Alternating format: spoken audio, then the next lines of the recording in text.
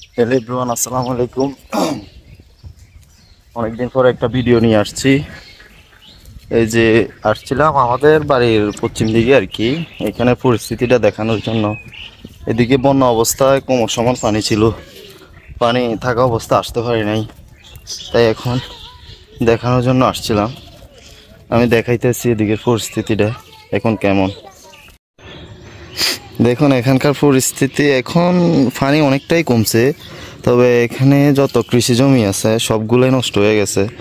এগুলা সবগুলা রোয়া নষ্ট হয়ে গেছে। আমি দেখাইতেছি আরো। ফসল মানেই কৃষকের মুখে হাসি। আজ এই বন্যায় অবস্থায় এই যে সবগুলা ফসল নষ্ট হয়ে গেছে। দেখেন, বন্যায় অনেকজনের অনেক কিছুই ক্ষতি হয়েছে, তবে আমাদের এদিকে ঘরবাড়ি অতটা ক্ষতি হয় নাই, যাই হয়েছে। তবে সব দিক দিয়ে বেশি ক্ষতি হয়েছে যে ফসলের জমিগুলো আর কি। এক একজনের অনেকগুলা জমি সবগুলাই নষ্ট হয়ে গেছে। এগুলা ঠিক হইব কিনা মনে হয় না। তো সরকারের নিকট আমার একটা আবেদন, এই যে বন্যায় যে জমিগুলো নষ্ট হয়েছে, যে কৃষকের জমিগুলো নষ্ট হয়েছে, তাদের দিকে একটু খেয়াল রাখা, তাদের মুখে একটু হাসি ফুটানো চেষ্টা করবেন। এখানে অনেক জমি নষ্ট হয়ে গেছে, অনেক জমি।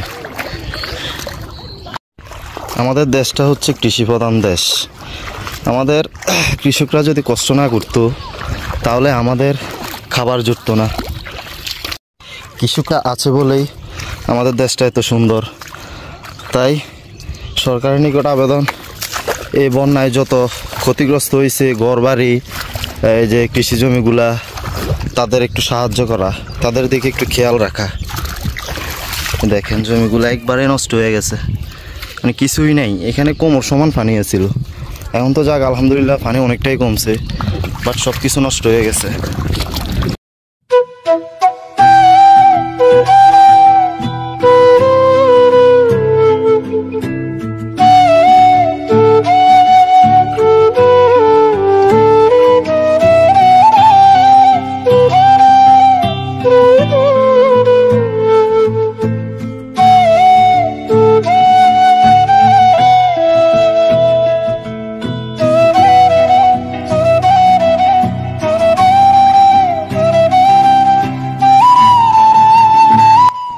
দেখলি না তো এই কৃষি জমিগুলোর অবস্থা, সব কিছু ধ্বংস হয়ে গেছে, অনেক ক্ষয়ক্ষতি হয়েছে।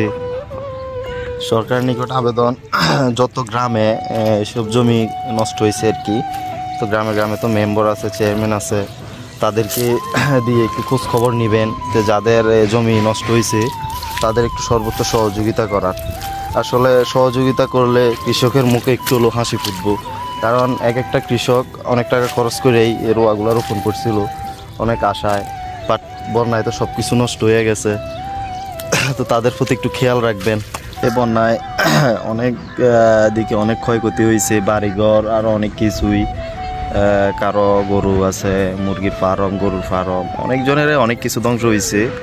তো সবার দিকে একটু খেয়াল রাখা উচিত, মানে সরকারের নির্দেশে বলতেছি আর কি। আজকের ভিডিও এই পর্যন্ত। সবাই ভালো থাকবেন, সুস্থ থাকবেন। আল্লাহ হাফেজ।